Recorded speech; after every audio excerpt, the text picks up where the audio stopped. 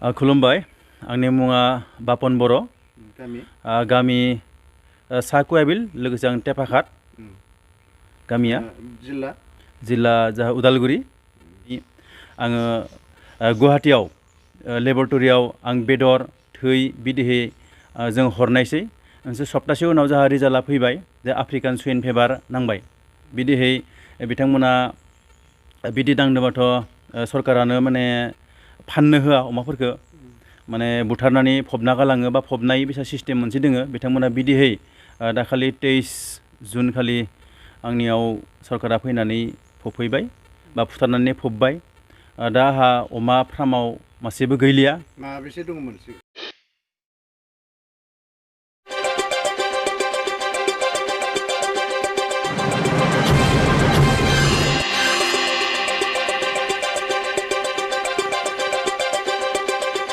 समाव आंहा 200 दंमोन आरो जेनेबा दा बेखौ भेटेनारिनिफ्राय आंहाथ' जोबोद खहा जादों मानो होनब्ला गासै अमाफ्रा आंहा माने गाभिन बा डेलिभारिमोन बिथांमोननि उदैयाव जेनेबा फिसा दङमोन फिसा 10-12टा थायो मासे अमायाव नोंथांमोनाबो मिथिगौ बिदिहै जेनेबा माने बंस' हालिया आरो जेनेबा माने आंहा 30 लाखनिबो गोजौआव माने लस जादों आंहा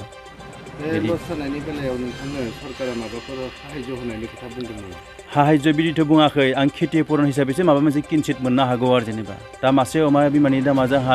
जों फानोब्ला बा जोंहा अमा मासेनि दामा 80-90 हाजार जाहैयो मानो होनब्ला मासे अमाया जोंहा 10-12टा फिसा होयो बेखौ फाननानै जोङो 5,000 अमा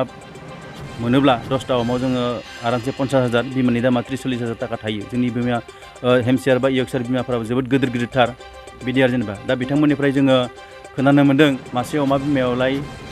बा 100 किल'नि अमा बिमाखौलाय 15,000 बा 12,000 बेबायदिसो होयो होनना खोनादों आरो जेनेबा फिसा दङमोन फार्माव आंहा अमा दङमोन हेमसियार इयर्कशायर आरो लकेल क्रस बेबायदि आं मोनथाम माबाखौ फिसिना दङमोन जिहेतु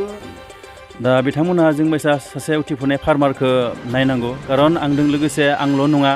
आंजों लोगोसे 6 जन आंहा लेबार थायोमोन नैबे फार्माव 3 आरो बै फार्माव 3 दा 6 जन लेबारा माने माबायदि सोलिगोन बे मोनसे सिन्ता आं आरो माबायदि आरो माने स्टार्ट खालामफिनगोन बेफोरखौ आंहा बहुत सिन्ता जागासिनो दोङो माने माबायसा सोलिफिनगोन माबायसा स्टेप बे स्टेप आं मोनहैफिनगोन ना फिना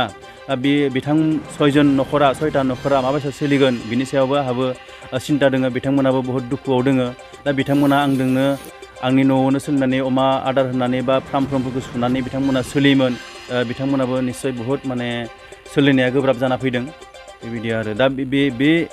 बेखौ नायनानै जुदि सरकारा माबा मोनसे जोंनो जुदि अनसुंथाइ बा जोंखौ पुनर सोलिफिननो थाखाय जुदि राहा लामा होयोबा निस्सय जों गोजोननाय थागौमोन बेखौ खावलायो आङो